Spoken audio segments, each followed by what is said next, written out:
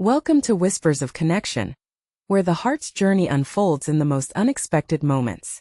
From midnight revelations to the healing power of vulnerability, every story resonates with emotion. Subscribe and let's dive into the depths of our shared experiences together. Musical notes: music swells and fades into video. The clock on the kitchen wall ticks softly, its steady rhythm the only sound in the quiet house. It was well past midnight, and the world outside had slipped into a deep, peaceful stillness. Inside, I sat alone at the kitchen table, the dim light from the overhead fixture casting gentle shadows on the worn wood beneath my arms.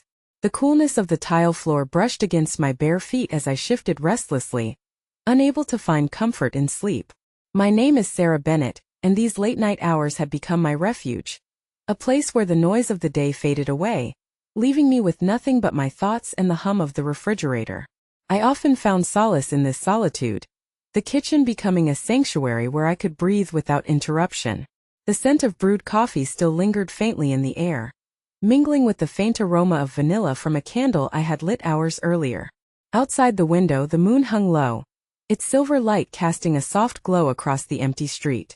It was in these moments, when the house was silent and the world paused, that I felt most connected to myself, a fragile piece amid the constant whirlwind of life. Tonight, however, the stillness was different.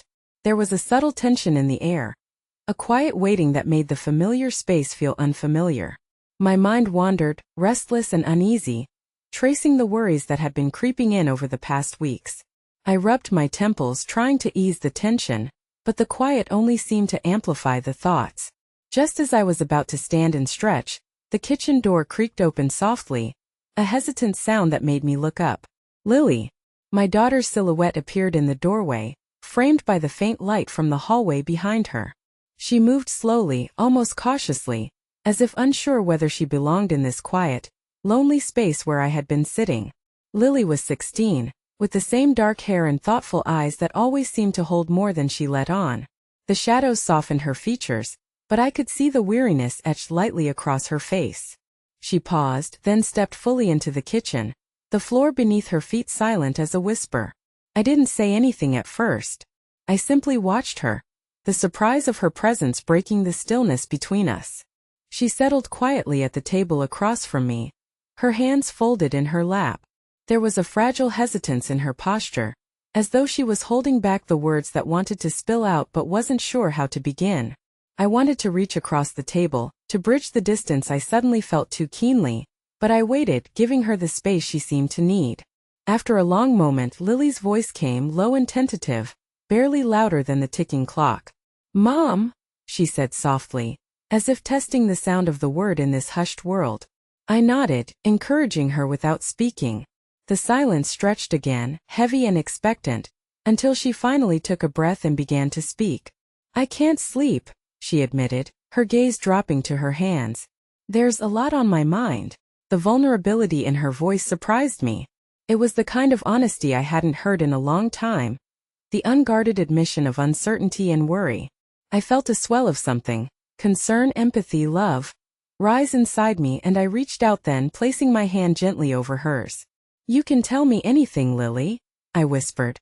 "I'm here." Her eyes flicked up to meet mine, searching, hesitant, before she nodded slowly. "It's just, everything feels so heavy sometimes. School, friends, and I don't know how to talk about it."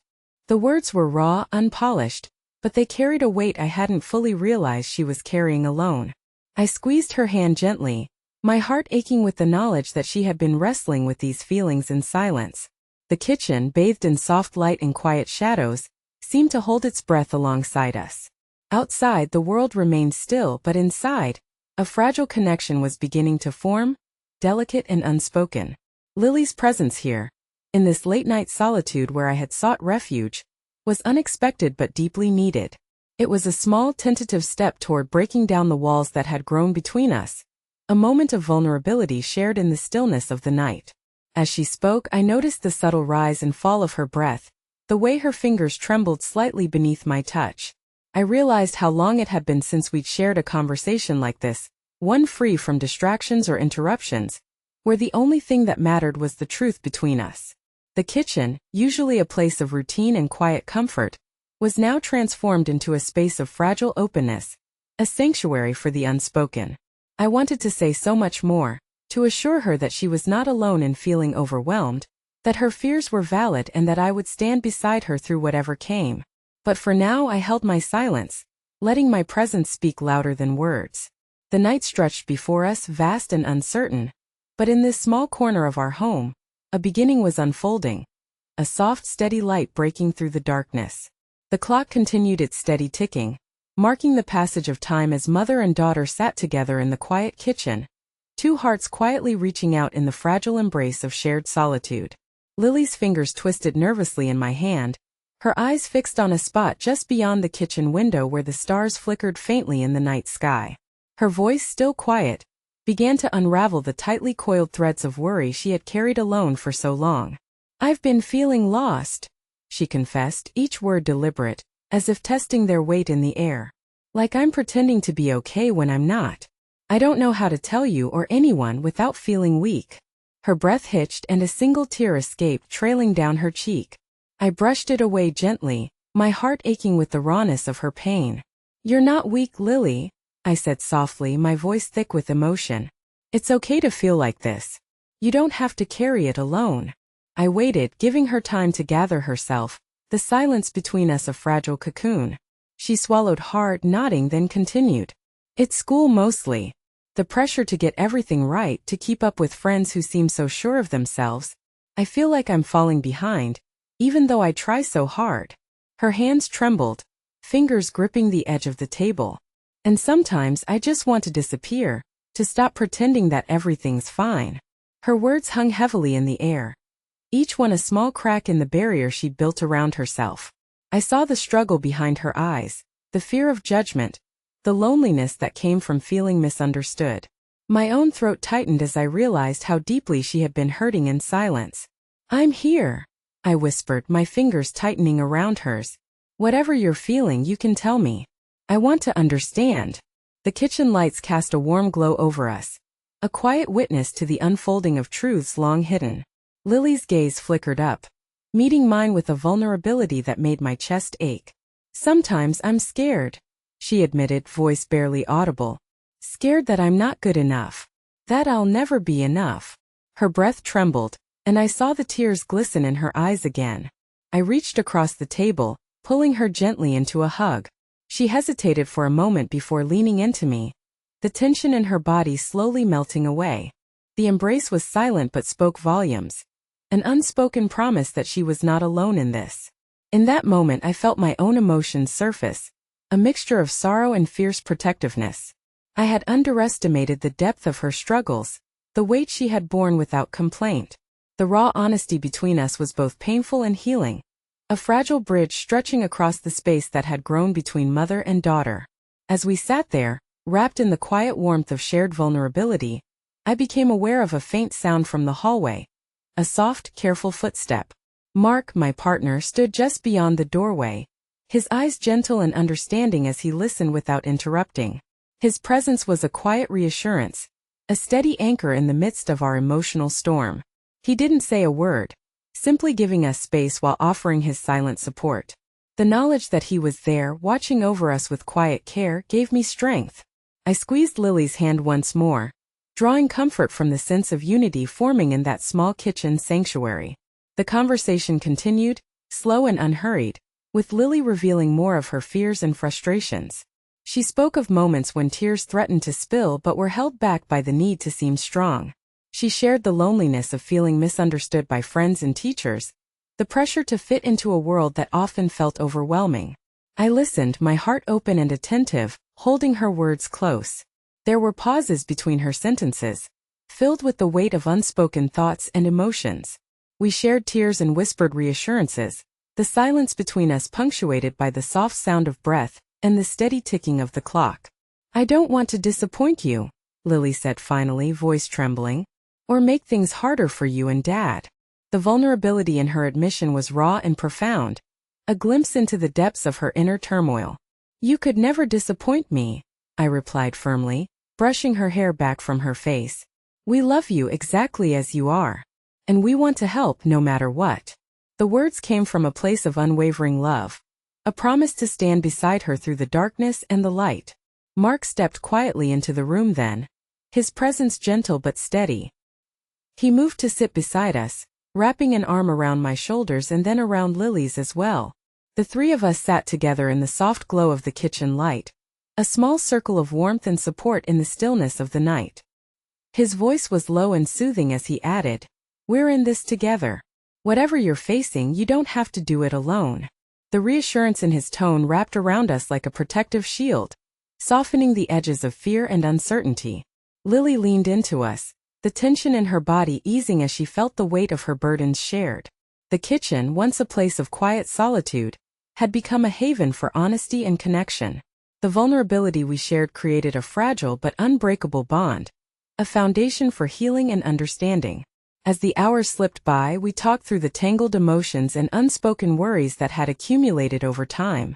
The rawness of the moment was punctuated by tears and whispered words, each exchange a step toward bridging the distance that had grown between us.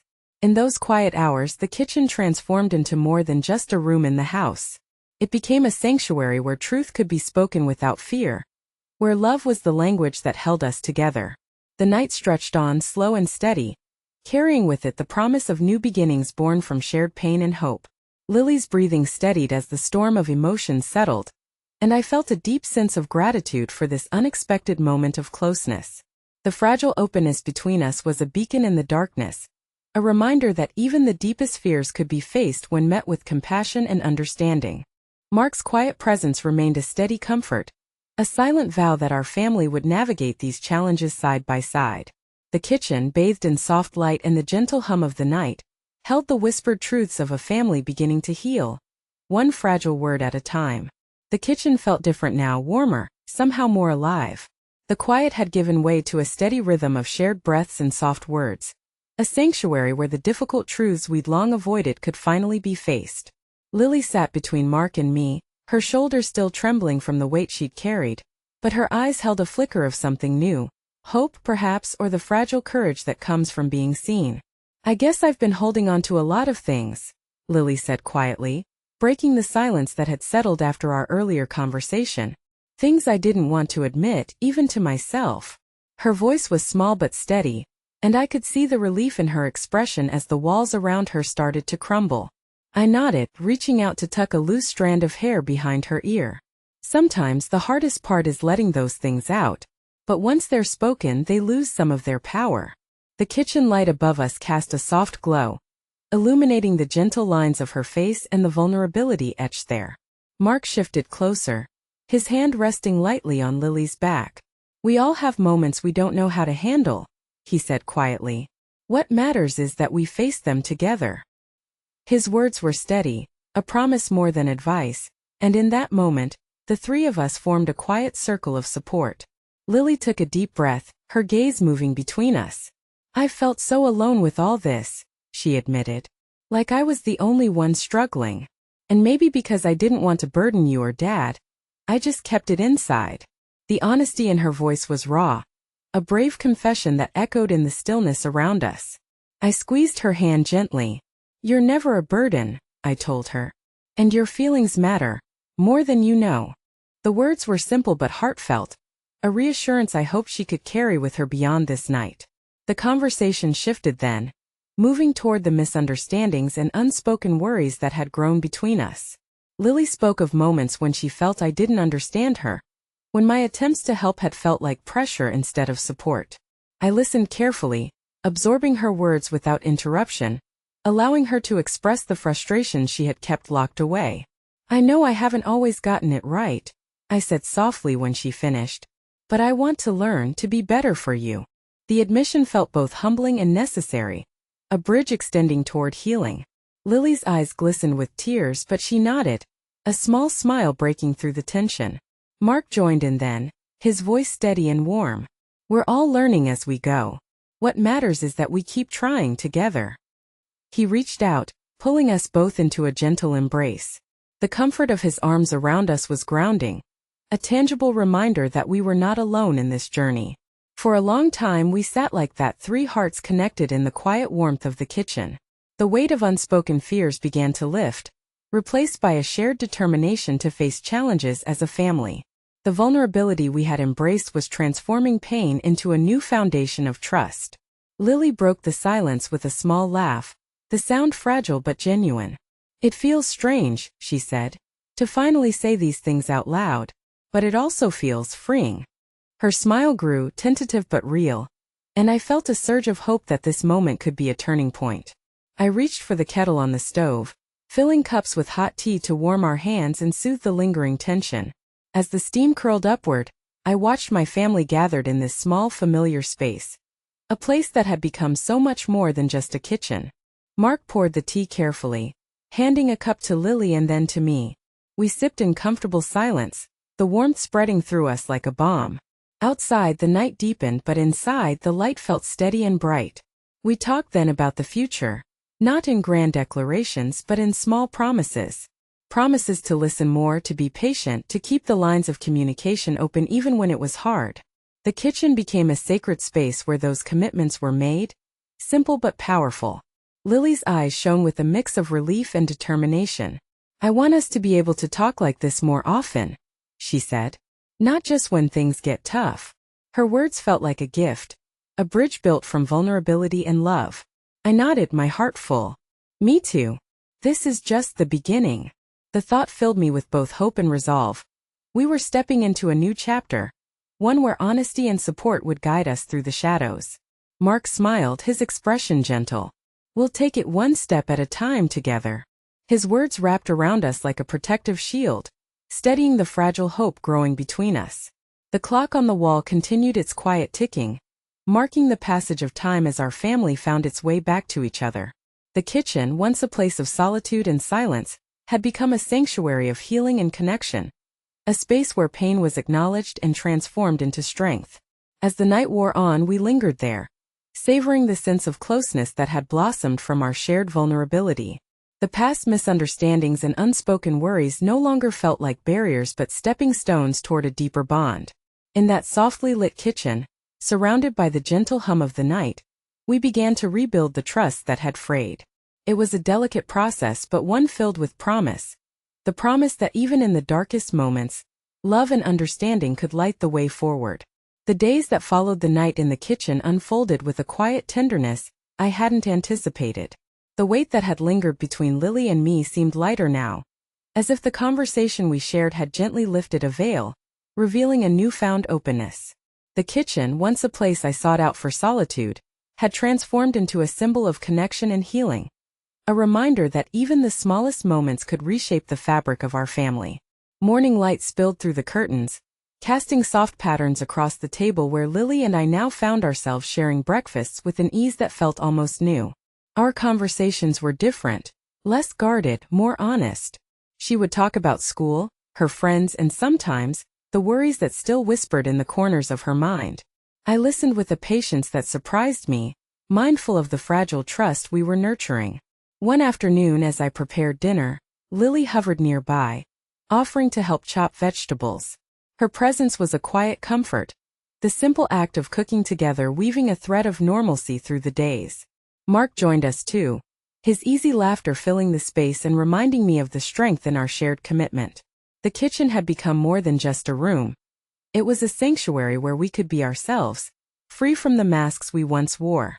The memories of that late-night conversation lingered in the air, a gentle reminder that vulnerability was not a weakness but a bridge to deeper understanding. I found myself reflecting on how that single unexpected moment had opened the door to something profoundly healing. It was a testament to the power of listening, of holding space for one another without judgment. The quiet courage Lily showed in sharing her fears had created a ripple effect, inviting all of us to be more present, more connected. In the evenings, we would gather around the kitchen table, sometimes with tea, sometimes just in comfortable silence. The soft glow of the overhead light bathed us in warmth, and the outside world faded away, leaving only the steady beat of our hearts in harmony. I noticed how Lily's laughter returned, bright and genuine, filling the space with light. Mark's presence remained a constant source of support, his gentle encouragement helping us all navigate the complexities of healing. Together we forged a new rhythm, one marked by openness, patience, and an unspoken promise to face challenges hand in hand. One night, as we sat sipping tea, Lily reached out and took my hand, her grip firm and sure. "Thank you, Mom," she said softly, "for listening, for being here." Her words were simple but carried the weight of 1,000 emotions. I smiled, squeezing her hand in return. "Always, Lily. Always." The warmth between us was a balm for old wounds, a seed planted in the soil of our relationship that promised growth. The kitchen, once a refuge of solitude, had blossomed into a space of healing and hope. It reminded me that even in the darkest moments, the bonds of family could grow stronger when nurtured with love and understanding. As I watched Lily and Mark, I felt a deep gratitude for the journey we had taken, for the unexpected moments that led us here, and for the quiet strength that comes from choosing to be present for one another. Life, I realized, was much like that kitchen, sometimes filled with silence, sometimes with laughter, but always a place where love could take root and flourish. If you loved the story, like the video and subscribe.